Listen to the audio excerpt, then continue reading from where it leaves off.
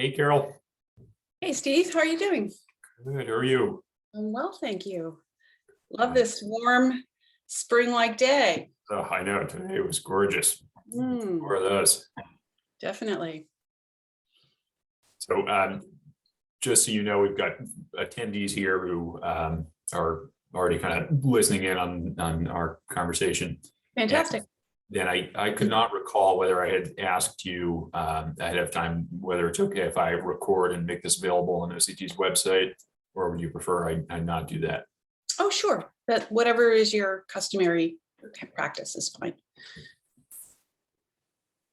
Good. And then would you like to try sharing your screen, assuming you do have a presentation that you're going to share? Correct. I'll pull that up right now.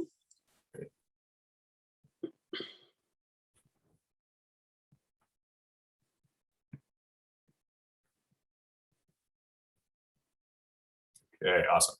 Great. All right. So far, so good. So we'll give it a few minutes here, but I see Absolutely. Take your time. coming in fast and furious. All right. That's good.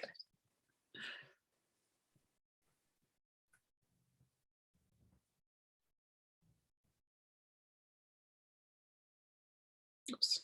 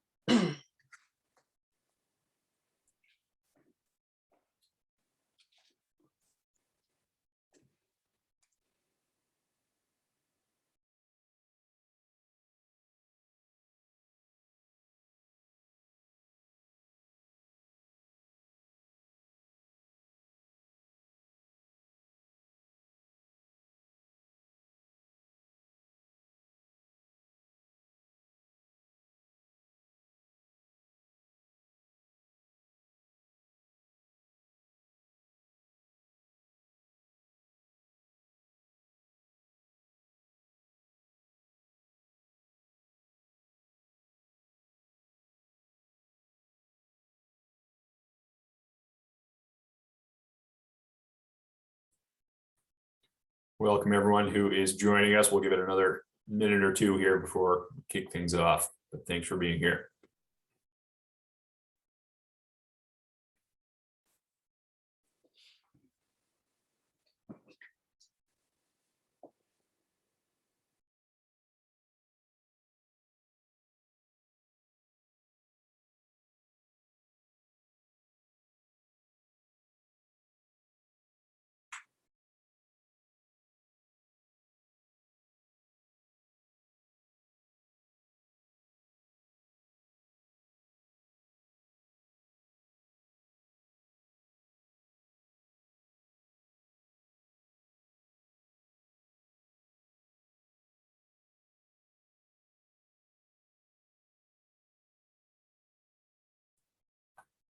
Okay, well, I'm sure people will continue to trickle in, but good to see we've got, looks like about 30 people on the call with us tonight. And thank you, Carol, for being available tonight. So I'm Steve O'Grady. I am the Executive Director at the Orleans Conservation Trust. OCT was founded, for those who aren't familiar, way back in 1970.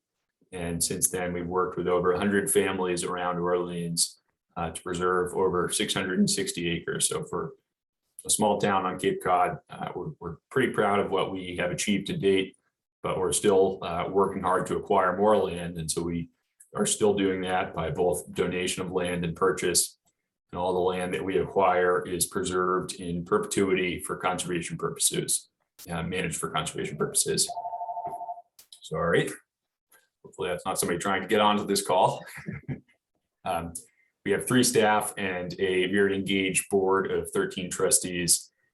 And every day I'm reminded of what an awesome team we have at OCT. So it's really a wonderful place to work and a wonderful community to work in. So much support for open space and what we're trying to do. So I think everybody's well familiar with Zoom and how it works at this point, but you'll notice there's only a chat box. So some webinars have a Q&A as well. You can put all your questions or comments in that chat box at the bottom of your screen. So type it in there anytime during the presentation, and then when Carole finishes up, I will moderate questions from that chat box. And if you're having any issue with that, you should also see a raise hand icon at the bottom of your screen. You can raise your hand at the end of the presentation, and I should actually be able to bring you into if you'd like to speak rather than typing. So with that out of the way, I will introduce our speaker.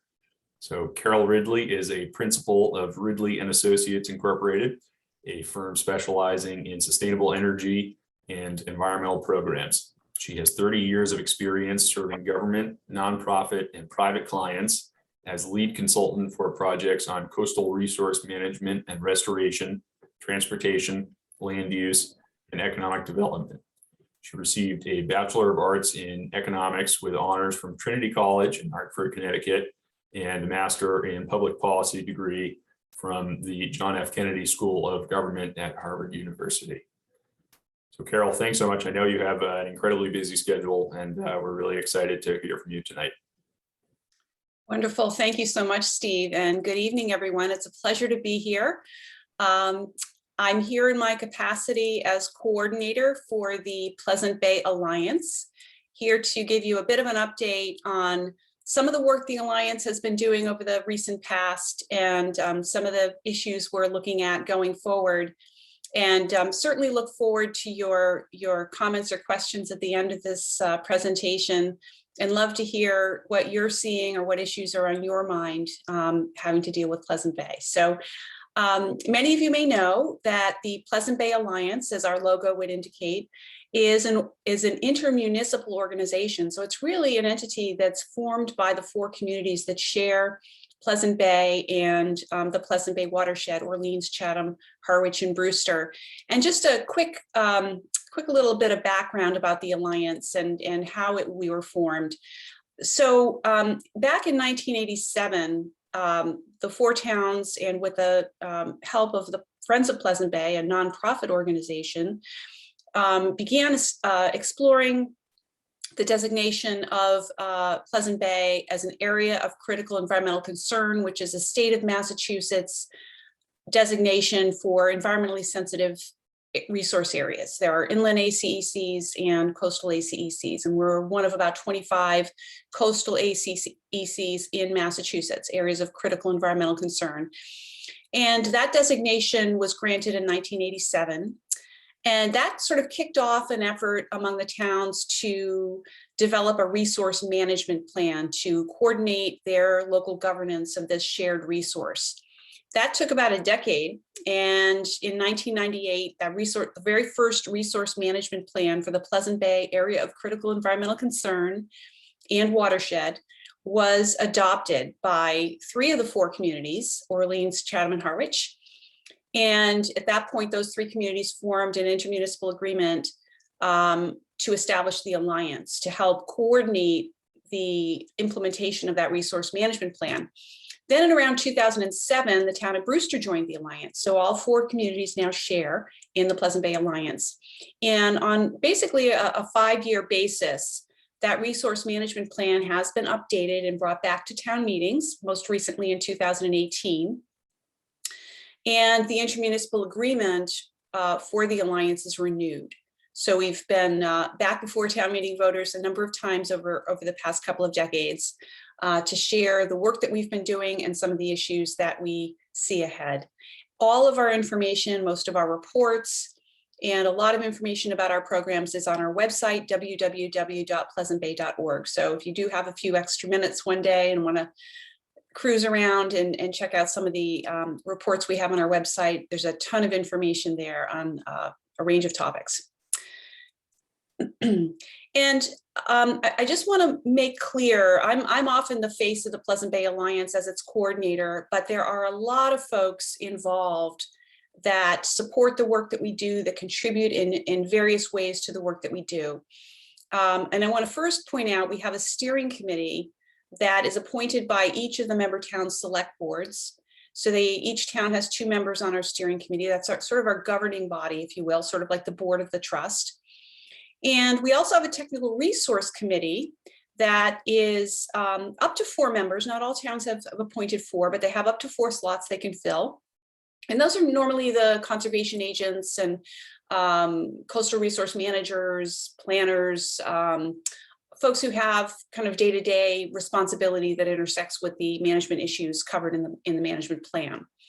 Then, of course, there's my role, and we have established a number of working groups that focus on key areas of our management plan that bring in addition to our steering and technical committee members, other interested citizens, other experts from institutions and other government agencies, whether it's the Cape Cod Commission or Massachusetts DEP or EPA or countless other agencies and organizations.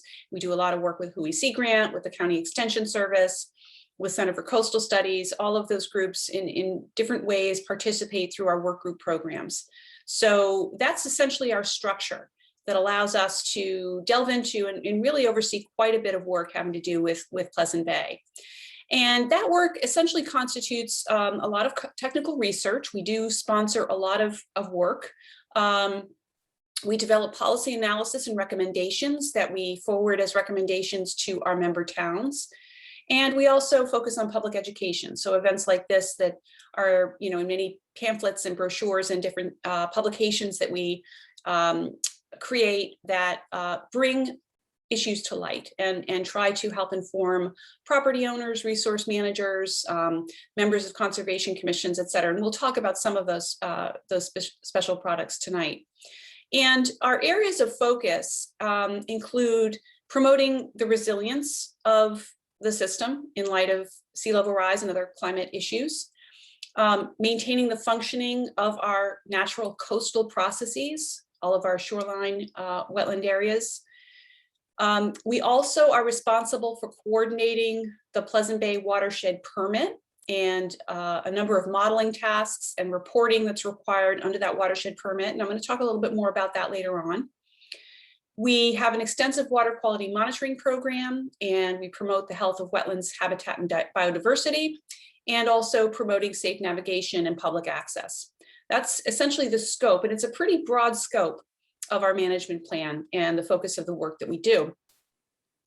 Now, for those of you who are familiar with Pleasant Bay, it is a rather large, complicated, complex system.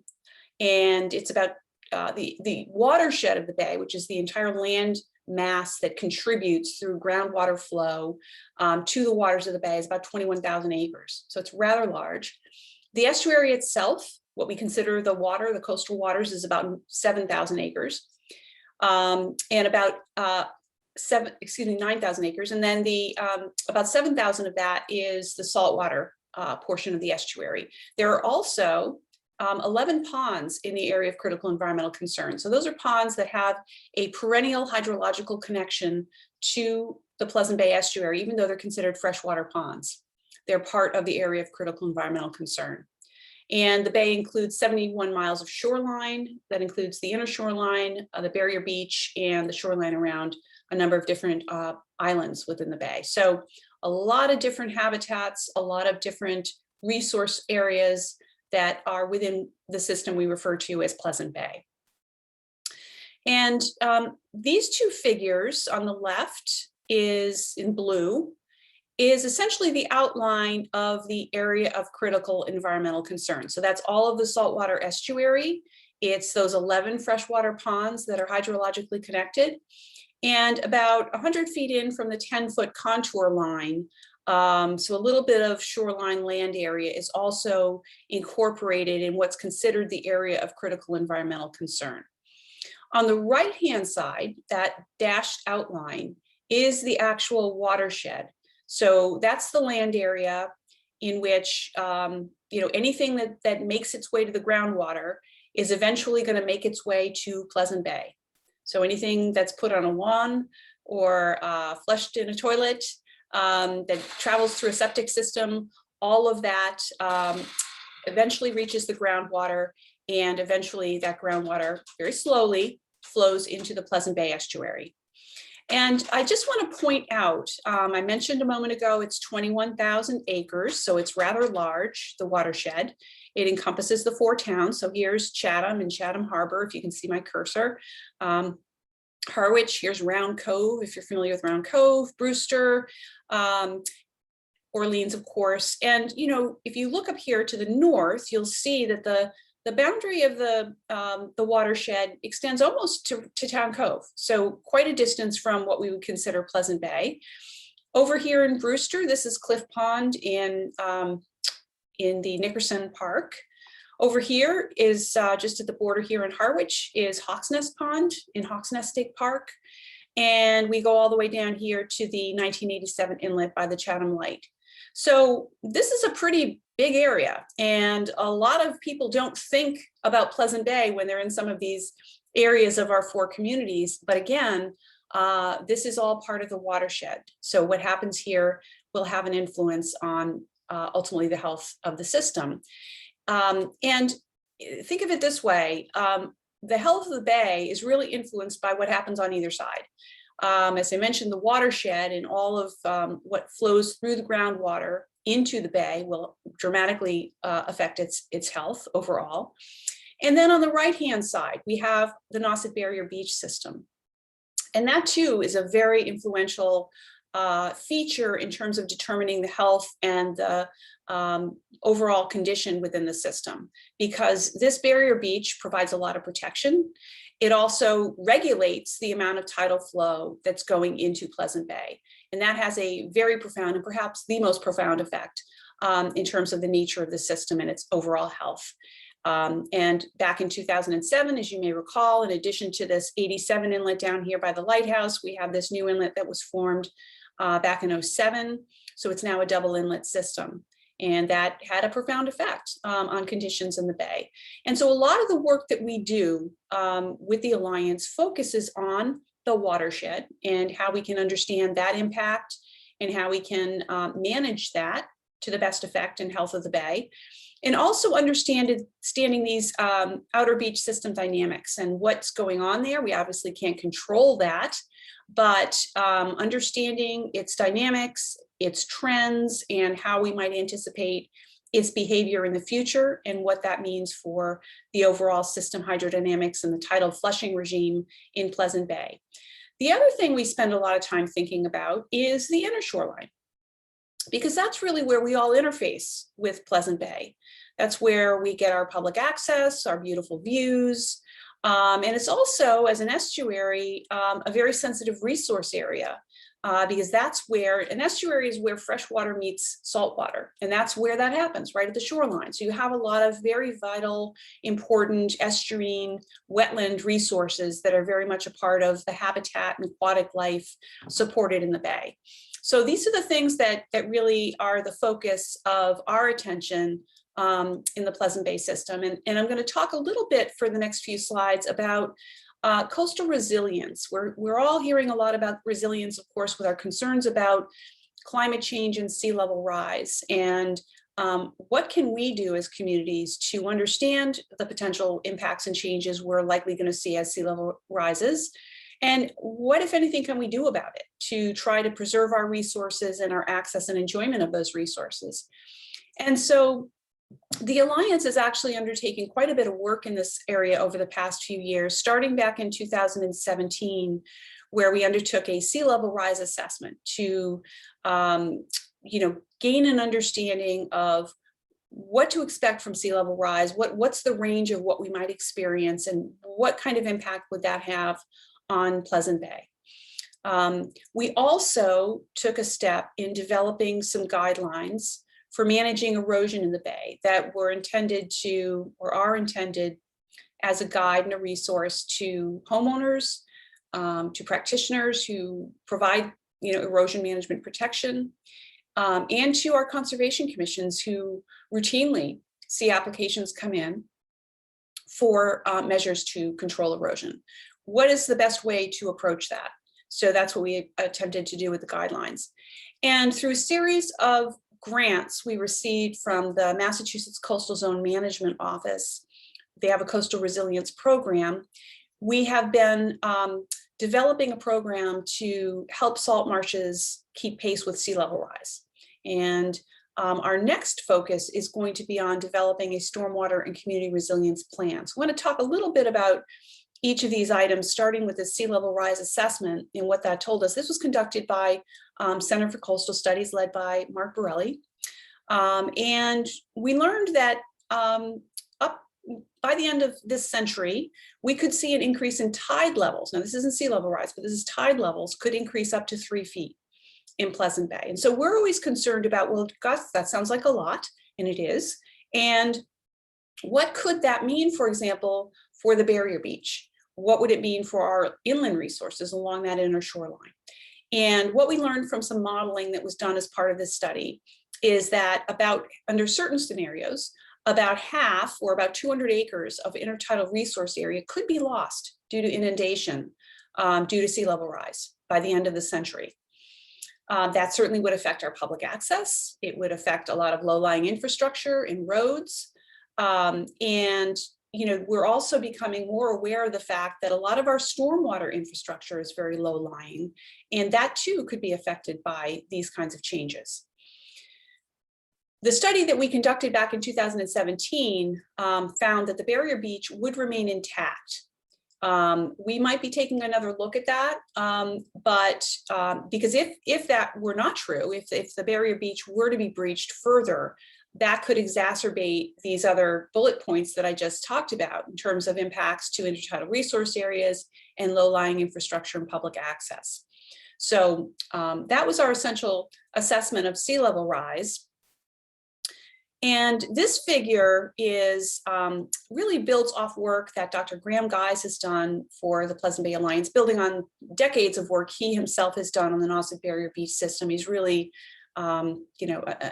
truly the expert on this topic. And this, from left to right, shows you the progression of the barrier beach formation. And this doesn't attempt to assess what's happening with the inner shoreline. Everything that these figures are intended to show is from this dotted line to the right in each of the frames.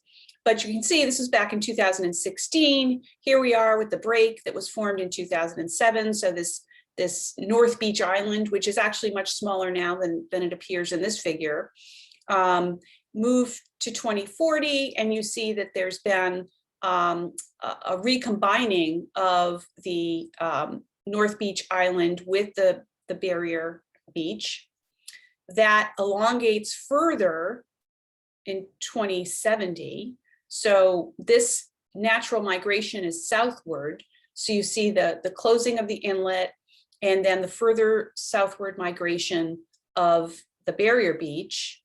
And then by the end of the century, somewhere between 2070 and 2100, another inlet forms. We're back to a single inlet system, and this is Minister's Point right here. So it's north of where the 87 inlet formed and south of essentially where the 2007 inlet is. There would be another inlet formation. So this is, based on the historical patterns of migration, of inlet formation, and the modeling and analysis that Dr. Graham Guise has prepared, and also incorporating sea level rise projections. So this is just important planning level information for us to try to gauge and understand what the barrier beach dynamics are likely to be. And it's important, for example, we hear a lot about wastewater, and we're going to talk about wastewater in a moment, but we have been careful, and the communities have been careful not to plan our wastewater infrastructure around what today might be considered best case hydrodynamics, best case flushing, because we have this 2 inlet system now, and the inlet's closer to the northern waters in Big Bay. So this is a much more advantageous flushing regime than, say, this 2070 panel or even this 2100 panel. But if we know that the system eventually over time is going to migrate and maybe not be exactly like any of these panels, but migrate in this direction, we know that the hydrodynamics of the system are going to change as well. So we want the infrastructure to be able to handle that evolution and not just prepare for best case. So another indication of why this kind of analysis can be very useful for very practical investment decisions that the towns need to make. I mentioned that the other finding of the sea level rise study is that the bay could lose up to quarter to a half of its intertidal resource areas. And these three figures, they're probably hard for you to read at this scale, but they're the low sea level rise, mid sea level rise, and high sea level rise scenarios. And this is just one little snippet of the shoreline. But you can see in all three scenarios, all these shaded areas eventually would be inundated within the, by the end of the century. So that's a lot of area of intertidal area that becomes lost as a resource in all the ecological functions that it provides. And as I mentioned before, also need to be concerned about some of the low-lying infrastructure and roadways that would be adversely affected.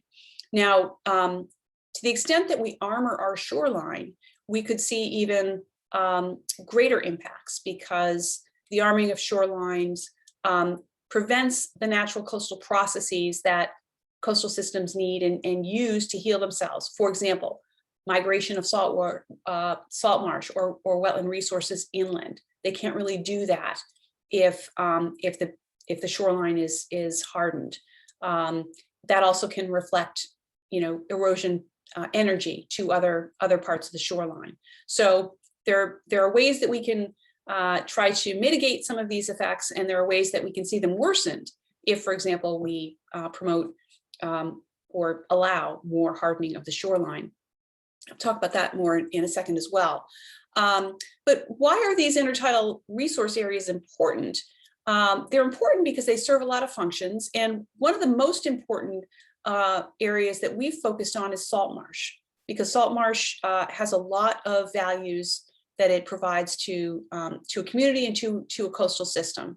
And this just gives you an overview of the extent of salt marsh. We've got about 1,400 acres of salt marsh in the Pleasant Bay system. A lot of it is along the back of the barrier beach, but then you've got fringing marsh along a lot of the rest of the estuary. Not all, you can see some areas of hardening, but little pockets of salt marsh all along the shoreline.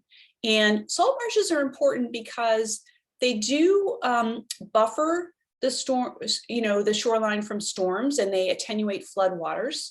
So that's important. That's a kind of a resilience issue right there. Just they're like sponges. They do serve that important function. They're also important pollution filters. So as that groundwater that's coming from our watershed is making its way into Pleasant Bay, it travels through this marsh, and the marsh filters out a lot of pollutants. For example, nitrogen is filtered through salt marshes, so it's attenuated, it's taken up, and rather than that nitrogen going into our estuaries, it gets taken up into the salt marsh. We're learning more and more about the fact that salt marshes are great at sequestering carbon. The USGS, Dr. Kevin Kroger, is doing some really important research on this up in the Herring River Estuary, in Wellfleet and Truro, and elsewhere on the eastward seaboard. A lot of evidence to demonstrate significant carbon sequestration potential from salt marsh restoration. And of course, it provides critical habitat. And salt marshes, in addition to sea level rise, have a lot of other threats to them. There's the purple crab threat that has caused a lot of degradation of salt marsh. And so you can see this photo, courtesy of Dr. Smith at the seashore. There are areas where there's deterioration of salt marsh. So we need to be mindful of our salt marsh, protective of it. It's a very, very important natural resource for a lot of reasons. One of the projects that the Alliance was instrumental in moving forward was the Muddy Creek restoration, which was a major salt marsh restoration, about 56 acres of salt marsh, eventually to be reclaimed in Muddy Creek as a result of replacing the tidal restricted culverts with the new bridge that allows tidal flow. And these photos on the left were taken before the bridge. This is back in 2015, and then this is a year after on the right-hand side in 2016. Well, actually not even a year, because the bridge was opened in May. So this is just 5 months later. Of course, it's October still, but you can see changes happening with the increase of salinity making its way into Muddy Creek and transitioning that vegetation. Now, this looks like, nice marsh vegetation, but it's actually Phragmites and invasive species that we want to replace with native estuarine, salt marsh and tidal marsh grasses that have all those other benefits that we were talking about a little while ago. So that restoration, the bridge itself was built by the towns of Harwich and Chatham, which share that river as a dividing line between the towns, but all of the modeling and initial work that went into the design of that bridge and the design of the opening and the prediction and modeling of what would happen if we were to restore tidal flow to that system was all sponsored by the Alliance. So that's a project that we're very happy to have been a part of. And in terms of helping to maintain those natural coastal processes that are so important to a resilient shoreline, we developed guidelines for managing erosion in Pleasant Bay. These are available on our website. We also have a limited number of hard copies if anyone's interested. It's really a compilation. We worked closely with Coastal Zone Management and Mass DEP and our local conservation commissions to develop these guidelines to give homeowners, practitioners, conservation commissions information they can rely on and look back to when reviewing erosion control proposals for shoreline areas. And the essential message here is, first of all, the importance of maintaining natural coastal processes in a resilient system, but also conducting thorough analysis of alternatives to protecting shorelines. So oftentimes homeowners, property owners are interested in, sort of the hard solution. That seems to be the best way to get the job done. And maybe in a limited number of circumstances, that case can be made effectively. But in many, many other cases, there are other measures that would be considered much softer and much more facilitating natural coastal processes than the hard erosion control structures. And this document was prepared by Greg Berman of WEC Grant, who works very closely with our coastal work group. And this is a really important kind of guide walking you from the softest to the hardest solution. So if you're a person who has a property, you're interested in looking at erosion protection, you can sort of start with the softest and, by process of elimination, figure out where you are on this continuum, but hopefully not all the way to a hard solution, that there might be other alternatives that will maintain coastal processes while also providing erosion protection. And in many instances do so more effectively and more cost effectively than a hard structure. So definitely check this out if you are interested in that topic, or if you have property for which you're interested in seeking some erosion protection. Another initiative that I mentioned that we've been pursuing sort of along this line of shoreline resilience and coastal resilience. So we're talking about, understanding the impact of sea level rise, trying to restore salt marsh where we can, trying to give property owners and conservation commissions tools to maintain those natural coastal processes. The other piece we've been pursuing is looking at what's called a living shoreline. And right here down at the bottom is a NOAA definition of what a living shoreline is. So it is a form of erosion protection that utilizes natural components. Sometimes there's a hard component to it, but not in the same way of, say, a revetment. So it uses plants or other natural elements, oftentimes shell reefs and things of that sort, to in combination to provide protection for vulnerable salt marsh and other shoreline. So we undertook a multi-year series of projects funded by Coastal Zone Management to first assess the salt marsh that's most vulnerable in the Pleasant Bay system. We did that again with the Center for Coastal Studies.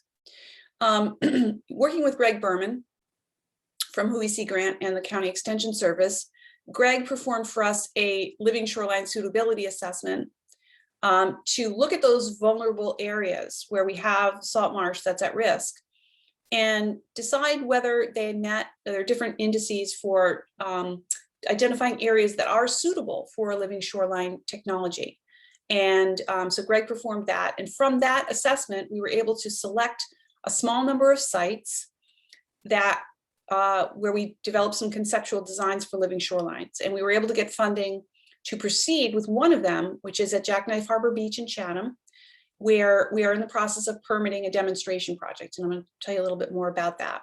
So this is just a snapshot from the work that Greg Berman did for us. So he had a number of different vulnerable areas in each of our towns. Of course, Brewster isn't here because Brewster does not have a lot of shoreline area in Pleasant Bay.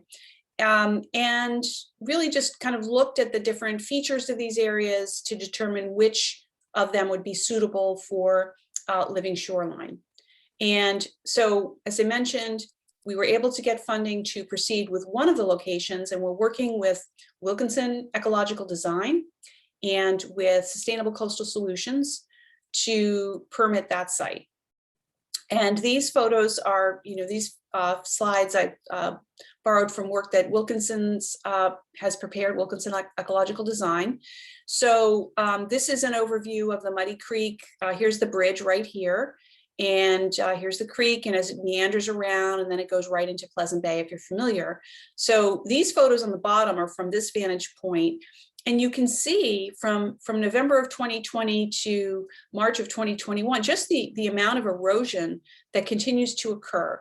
And there are many reasons for this, but primarily this edge of shoreline, this edge of marsh along the creek has, it's been stampeded. I don't know, I spend a lot of time down here, and now the town has put some major boulders here, but people were driving their pickup trucks in to drop their kayaks off. You'd see huge truck marks in the marsh. It was really disturbing. A lot of people enjoy the beach down here, and kids are jumping off the edge of the marsh. It's great fun, but also not great for the marsh. So what we're trying to do with this Living Shoreline project is to, here's the design that's being permitted, essentially establish a living shoreline feature right here along the edge of that channel. And this is a little cross section. It's probably hard to see where you are, but what it combines is cobble wrapped in coir that's that has shellfish affixed to it, that will sort of reestablish and grow into the bank. So it's a form of stabilization that uses a little bit of a hard component, the cobble, but it's using coir, which is biodegradable, and ribbed mussels, which are a natural feature. And that would stabilize the toe of the bank. And then there would be some restoration planning above that.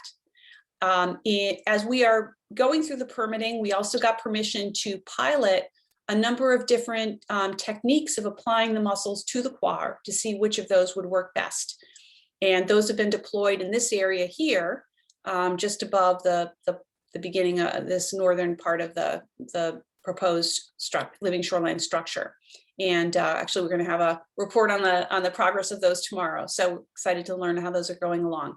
So just a really important demonstration project, because if this is successful, this technique can be used in other parts of Pleasant Bay. It can be used in other estuaries.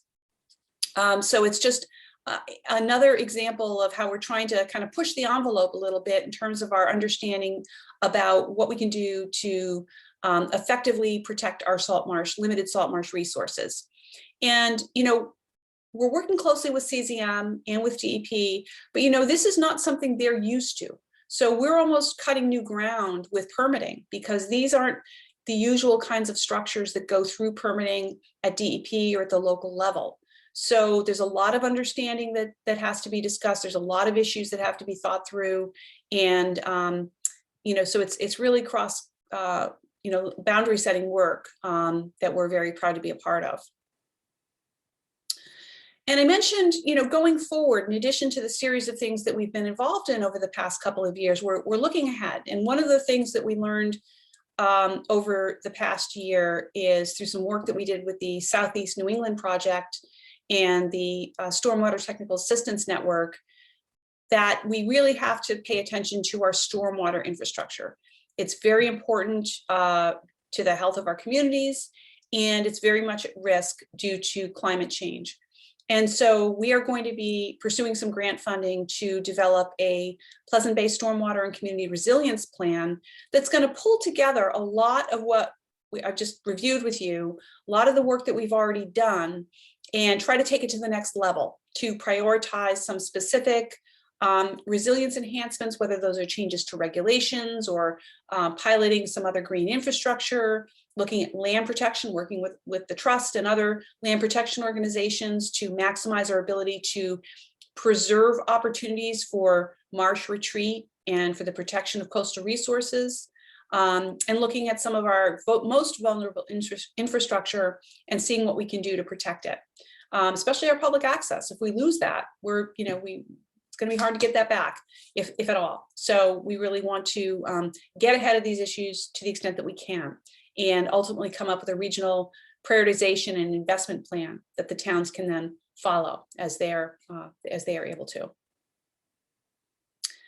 So I've talked a lot about resilience and about that sort of ocean barrier beach side of the equation. And I want to switch gears a little bit and talk a little bit about the work that we're doing on the watershed side and what we're doing to manage nutrient loading, which is our major issue from primarily our septic systems that are located in the watershed. And here's this photo on the right, this image created by the Cape Cod Commission for our 2018 management plan. This outlines the watershed that we were looking at before, that 21,000 acre watershed. But also you see all these extra little lines in here and these little squiggles, those are all sub-watersheds. So even within this 21,000 acre watershed, there are a number of sub-watersheds that are contributors to what we call sensitive resources within, or sensitive receptors within the watershed. So they might be a sub-watershed to a pond or drinking water wells or to portions of the bay. And each of these sub-watersheds has a certain amount of nitrogen loading that has been assigned to it.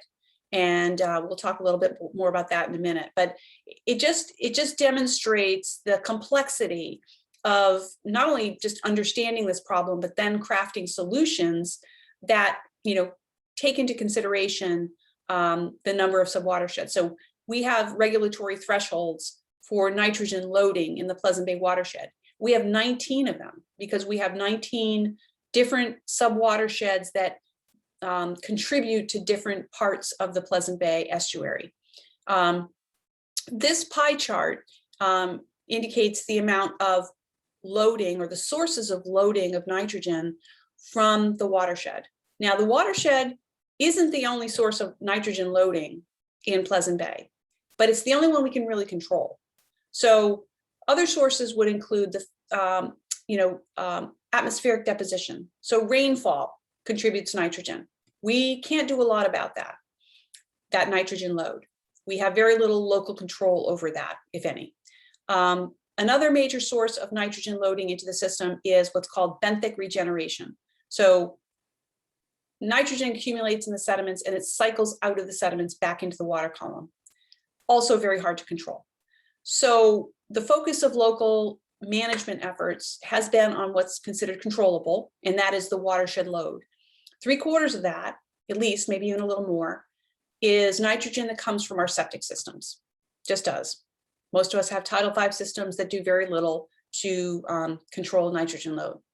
Then about 16% comes from fertilizer use and about 9% from just runoff from roads and roofs. That's coming from the rainfall and just washing down into the stormwater basins and into the bay.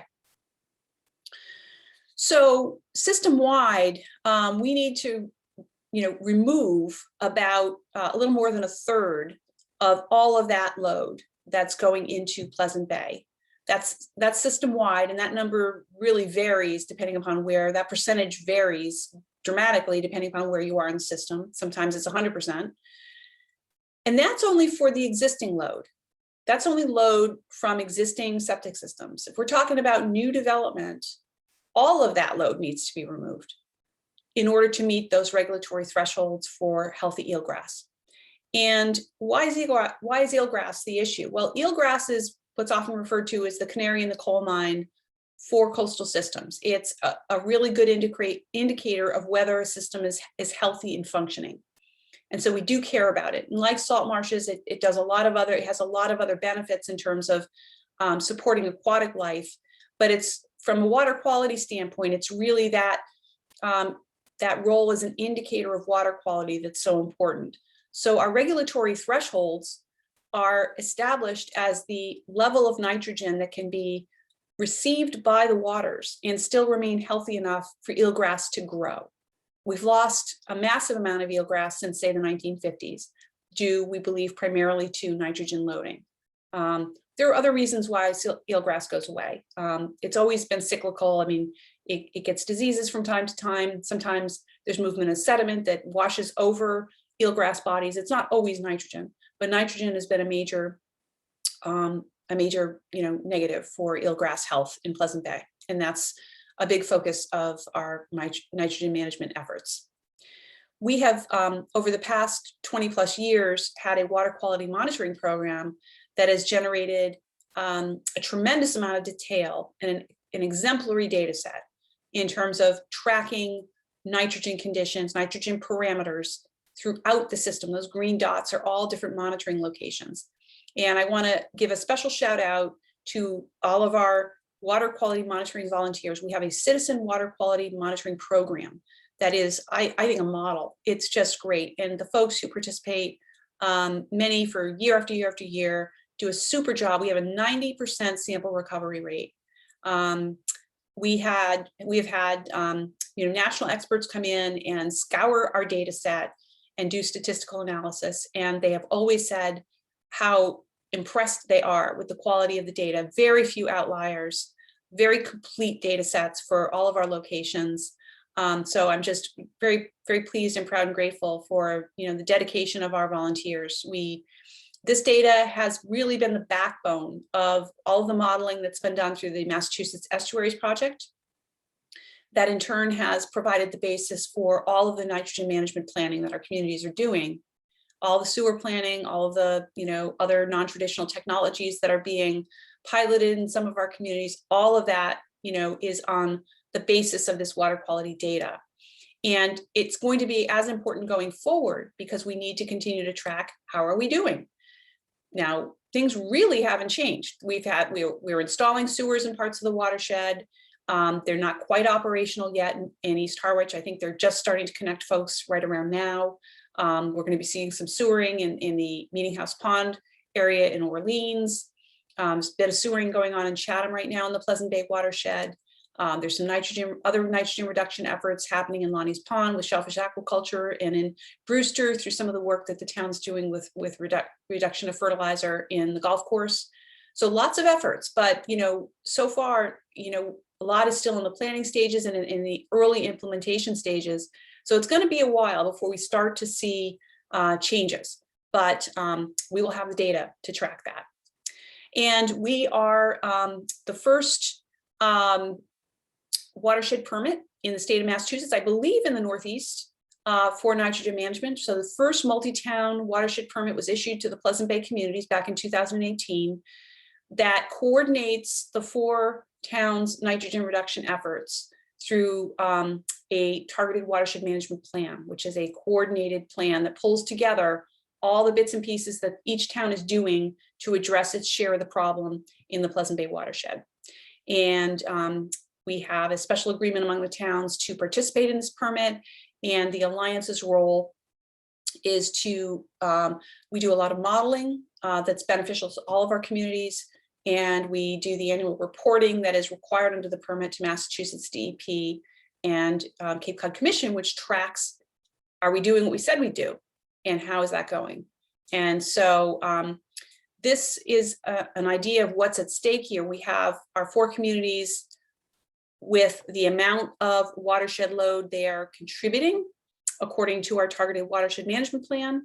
So Brewster's got about 13%, Chatham 34%, Harwich is about 23%, and Orleans 30% of the amount that's being loaded in through our watershed, current load.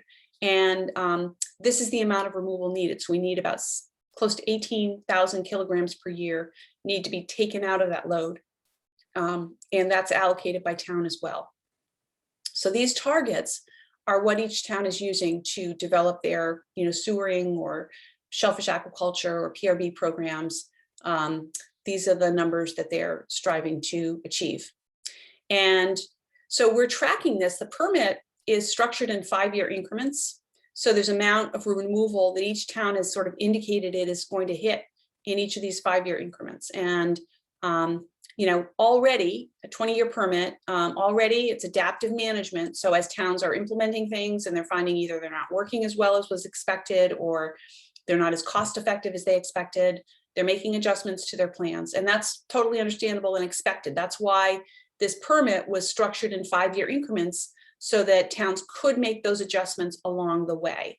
And right now we are on target to meet the first 5-year target of close to 5,000 kilograms per year. So this is where we are as of this year's annual report. Now I will note this little shaded here.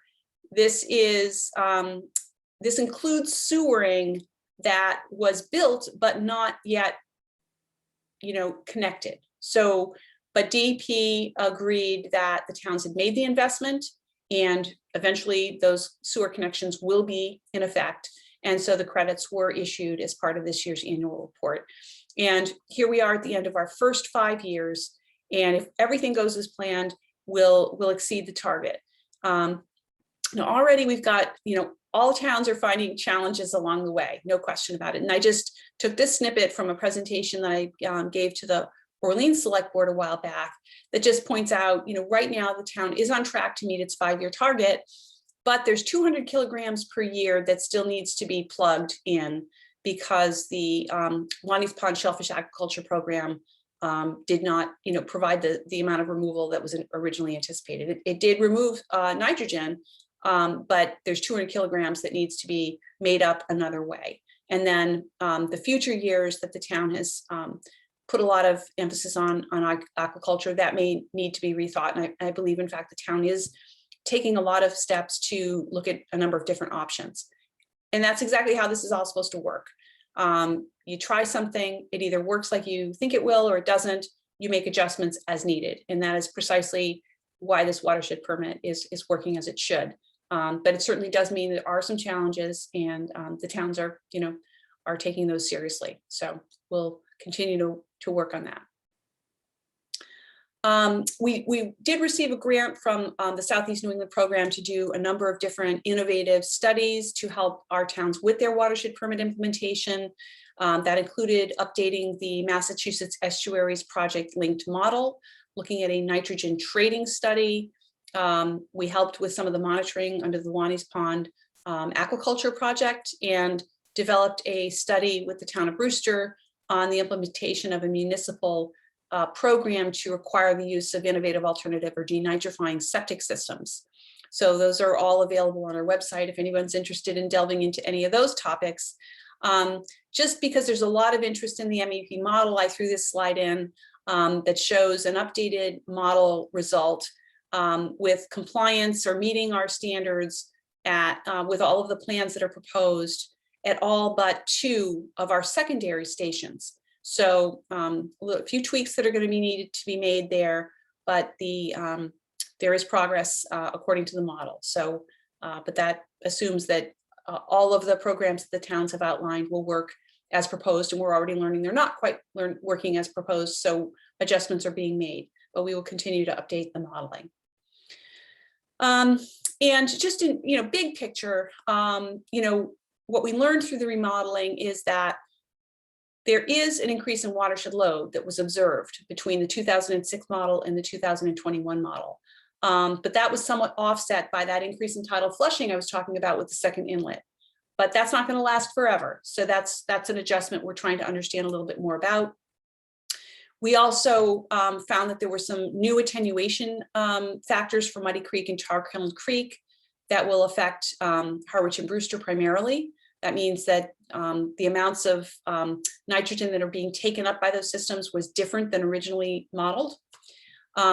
We don't quite understand what the implications of Chatham's program will be, and the fact that Chatham is doing a lot more sewering than it needs to for other community reasons. So we're going to be continuing to look at that. And we have another study underway to look at the impacts of build out. So I've been talking about how all of what we're talking about is based on current nitrogen loading.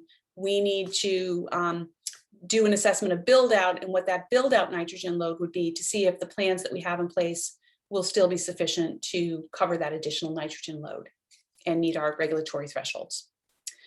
So just, I feel like I've been talking for a long time and I want to give you all a chance to ask some questions, but just quick summary of what we're going to be doing going forward. I kind of walked you through a lot of the resilience work we've done, a lot of the work that we've done and are continuing to do under a watershed permit to help control nitrogen loading. And so going forward, we're going to continue our tide gauge monitoring and our water quality monitoring through our ecosystem monitoring program, continue our permit implementation under the watershed permit. We're going to complete the permitting for the Jackknife Living Shoreline project and proceed hopefully soon with the stormwater and community resilience plan development. Those are our priorities for the next year or so ahead. So with that, I thank you for your patience and leave you with this beautiful Spencer Kennard photo to look at. And I would be more than happy to hear your comments, observations, questions, what have you. So thank you again for your time this evening. Well, thank you so much, Carole. That was terrific. And, you know, I don't think you need to convince anyone who is on this call of what a precious resource Pleasant Bay is for all the communities around the Bay. It is just such a special and unique place to be able to get out on the water, get out into the Bay and recreate and just enjoy what a resource it is. And so it's reassuring to know that we have people like you who are coordinating these many moving pieces and initiatives and really important studies to make sure that we are making informed decisions, because we know they're difficult decisions. So thank you so much for all your hard work. And we've got a number of questions coming in. We had a couple people ask right early on, which was an indicator that you were doing well, Carole, that they were asking whether this would be recorded. And so I shared, yes, it will be recorded. This is going to be available on OCT's website. Carole gave the go ahead to do that. And then what I'll also do is send a link out to everyone who registered for this talk. So you can share it with a friend, because there was a ton of information there that I think the more we can disseminate that to the public that lives around the Bay, the better off we will be. So I want to start with a question about whether you have a sense for the number of residences, or alternatively, the number of septic systems that are currently in the Pleasant Bay watershed. I may have missed that. I don't know if you included that or whether that's a known figure. It is a known figure. I do not have it off the top of my head, but I can certainly get you that information. So you know that much. Yeah, it is. It is a lot. So the number of septic systems, residences with septic systems in the Pleasant Bay watershed. Right. I mean, I was struck by that slide, and I was actually encouraged to see that 16% of the watershed nutrient loading into the Bay is coming from fertilizers, because you would think, again, you would think that's a pretty easy, or at least relatively, from a cost standpoint, easy problem to fix, right? As long as we can educate people that fertilizer you're putting into your lawn is actually degrading the water that you enjoy on the weekends. You know, hopefully we can draw that distinction and end that use. And let me just make a comment there, Steve, because this is a topic that comes up a lot. And so the towns have all implemented some form of regulation to control fertilizer use. And it's a very hard thing to track and monitor. It's almost impossible, really. You really can't know how much people are really putting on their lawns. So, but DEP has given the towns, and Cape Cod Commission has granted the towns a credit, and it's a different amount of kilograms per year for each community based on the area.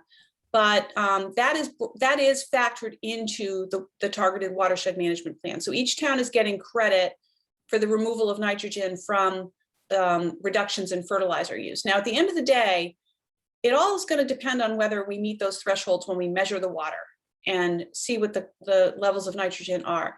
And DEP may say, well, you know what, we thought you were removing a lot of nitrogen from fertilizer controls, but maybe that didn't work as well as we thought it did, and you need to do more sewering. So to the extent that we can be successful with those reductions in fertilizer, it's going to help us reduce the need to do other things. It won't be enough to solve the problem, but it will help. And then as a quick follow-up on that, do we have a sense for how much of the nitrogen in Pleasant Bay is coming from the watershed versus, I think you mentioned two other ways where nitrogen ends up in the water column from the sediment and from the air, right? We do, and I can get you that fact as well. I don't have that off the top of my head, but I can send you that on the spot. Yeah, no, that's no problem. There's a lot of useful information out there, and I'm happy to follow up with these items and send them to you, Steve, and you can share them with others. Yeah, that's great. Someone asked, are oysters or oyster spat used in living shoreline projects? Well, I believe they are, and there were, I don't know that spat so much is used in living shoreline, but certainly oyster reefs are commonly used in living shoreline designs. I believe that, working with the shellfish department in Chatham, the decision was made to go with the ribbed mussels. There are a lot of factors that have to be considered in terms of predation and things like that. And I think that the judgment was that the ribbed mussels in this particular instance were going to be the most effective approach. Great. Let's see, how does someone get involved with the water quality monitoring that you were talking about? If you want to just send me an email or send you, Steve, an email, and you can send it to me. However, just cr@ridleyandassociates.com is my email address, and would be happy to speak with you about getting involved.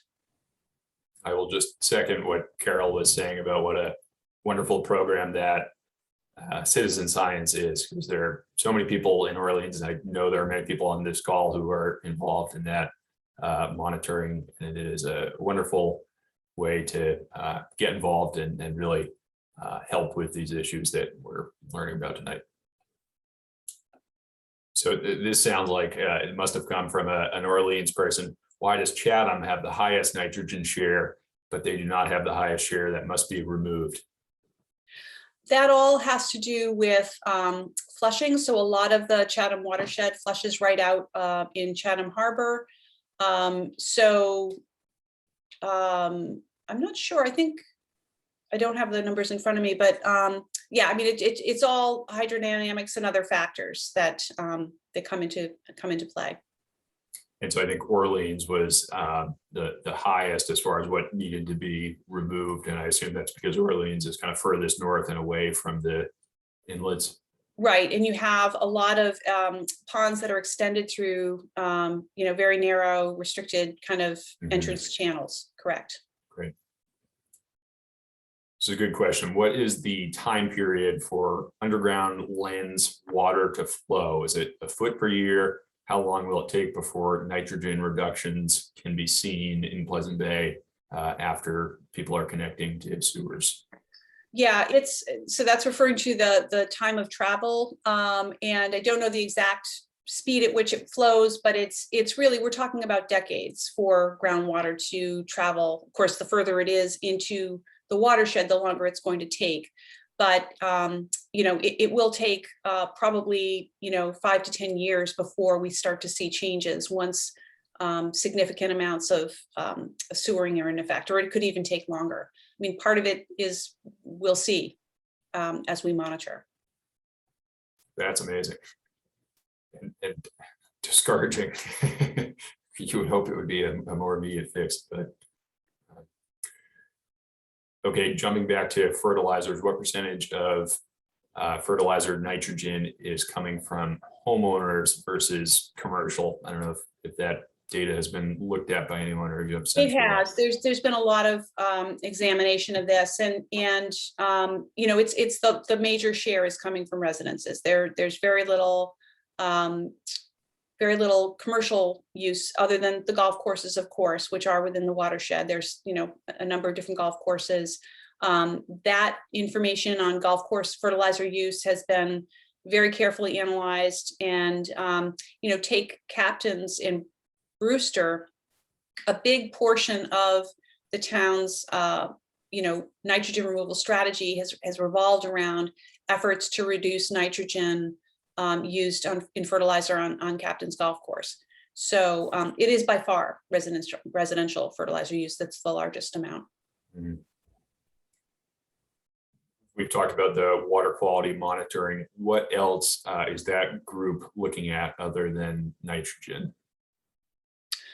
That is primarily the focus of the program. We do have a couple of locations where we also take bacterial samples, really Muddy Creek, just the 2 stations in Muddy Creek, because there's also a regulatory threshold for bacterial loading there. So the program we designed is primarily focused on nutrient parameters. And so the second piece of that question, and maybe there's an opportunity here to draw a distinction between some of the freshwater quality sampling that happens on Cape Cod versus this program. The second part of the question is about whether there are any advisories that come out of this water quality monitoring related to safety for swimming.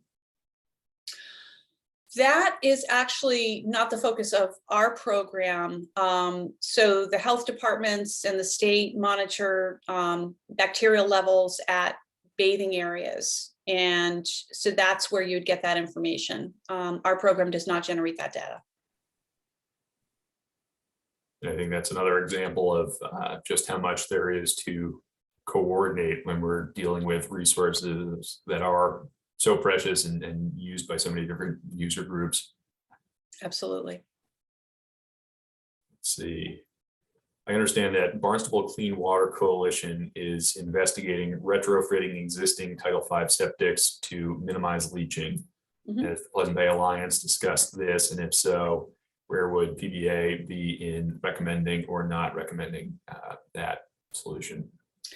Yeah, I mean, there's a lot of interest, as there should be, in the use of denitrifying septic systems. The study that we undertook as part of our grant with the Southeast New England Project in the town of Brewster looked at, Brewster was interested in using a program that would require about 300 or so homeowners in a portion of the watershed to use denitrifying septic systems, and wanted to know what that would look like, what the cost would be, what kinds of technologies would be available that would achieve the level of reductions that would be needed to meet the regulatory thresholds. And based on those findings, the town decided to kind of put that on hold for a bit and continue to look at options, including possibly in the future IA systems. But I think that looked less cost effective at the end of the day than originally had been hoped. So we don't have a plan at the moment to do a pilot study. The issue that we found is that there need to be more systems that are approved for general use by Massachusetts DEP. And this is a big issue. I participated in a panel discussion recently. There are a lot of folks in the industry and at DEP and elsewhere in the Clean Water Coalition and other such groups that are very interested in seeing the expansion of IA systems. And one good thing about the Clean Water Coalition's project is it will help to generate more data that could eventually lead to general use approval of some technologies. But that's really the rub. The problem in the study we found was there were too few technologies that were approved for general use because there was too little data available. DEP standards are very, very high to certify for general use. So over time, that's going to change. There's going to be more data generated and more systems will become available. Technologies will advance. And I do believe we'll see them deployed. I know there's interest in Harwich in the CWMP update and looking at ways to incorporate more IA system technologies. So I think we're going to see that conversation continue, the technologies to advance, more data to be generated for general use approvals. And that will all factor in over time, I believe. Good, thank you, Carole. As a follow-up on that, someone asked, are there plantings that people can use in their yard to help with nitrogen capture from septic systems? But I would like to expand that question a little bit to, what can your average homeowner do to on their own property in managing their own property to help with nutrient loading issues that we're seeing in the bay? Great question. And I think that I'm not aware of any plantings that would actually address the nitrogen from septic systems, but certainly choosing landscaping and lawn covers that are more natural, to the area and require less maintenance and fertilizer use and water use is certainly one step that reduces that fertilizer portion of the load. Reestablishing buffers if you are adjacent or on your property to a wetland or a coastal area or even a freshwater wetland, reestablishing those vegetated buffers is really very important to filter pollutants before they get into the water. So any natural plant, native plantings that can be used to reestablish vegetated buffers near wetlands is vital, very, very important to do. Certainly, supporting your town's investments in nutrient management, going to town meetings, showing up and participating in those votes is very important. Being careful about the products you use at home, recognizing that everything we use eventually gets into our waters, our groundwater, our drinking water, and also, our coastal waters and our ponds. I think those are a few things to think about as a homeowner. Great. Let's take two more here. Thanks for an interesting talk. Is the Pleasant Bay estuary impacted by phosphorus loading, or is that primarily a freshwater issue? That would be the freshwater. So some of our ponds, some of the ponds that are part of our ACEC are dealing with that issue, but phosphorus is the limiting nutrient in freshwater systems, nitrogen and saltwater systems. And can you just expand a little bit on what you mean when you say limiting nutrient, why that So matters? the pollutant of concern. So too much phosphorus in a freshwater system acts like too much nitrogen in a coastal system. So what happens is over fertilization of algae that causes shading. It reduces the amount of sunlight that makes it into the water. Those plants decompose, use up oxygen, and it just basically begins to deplete the oxygen in the water. So it depletes oxygen needed for healthy aquatic plants and healthy aquatic animals. And a similar process happens in freshwater systems when there's too much phosphorus. So it's like over fertilizing. Thanks, Carol. I'm going to put in a quick plug here, and then we'll turn to one last question. But we had a comment that the phase 2 Meeting House Pond sewer project, which will be on the May Orleans town meeting warrant, is an opportunity to sewer another area so that we won't have these septic systems that are contributing to Meeting House Pond area and Pleasant Bay as a whole. So there's one concrete action that folks can take following up on this call this spring in Orleans, if you're an Orleans voter. Great point. Great point. Let's see, will Orleans' current wastewater management planning and septic treatment mitigate nitrogen load into the bay? Orleans plan? Yes. Yes. So yes, I mean, I believe all of our communities have plans that will do that effectively. We recognize, however, that as those plans are implemented through adaptive management, adjustments and changes are needed along the way. So I believe that our town leadership, our select boards, finance committees, town meeting voters are very, very aware and focused on what's at stake. And, we value and appreciate the leadership they provide on this vital issue. We have great support from our select boards and town meeting voters. And, that will ultimately, at the end of the day, make the difference, because supporting those votes and those investments is what's really needed. Great. Well, Carol, this was a wonderful event. You had so much to share and great Q&A session, good questions from folks calling in. And I just thank you for your time and all your good work. And I encourage folks to stay engaged, stay involved in these issues.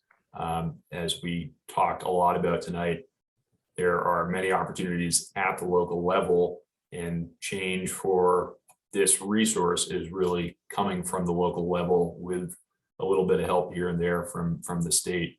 But it's our problem, I guess I would say. And I thank you, Carole, and all the folks that you work with for working so hard day in and day out to really make sure we're doing the best we can to leave the next generation with the same precious resources that we have enjoyed. Excellent. Well, thank you so much, Steve, and thank you, everyone. I really appreciate being here today. Thanks so much, everyone. Have a good night. Thank you.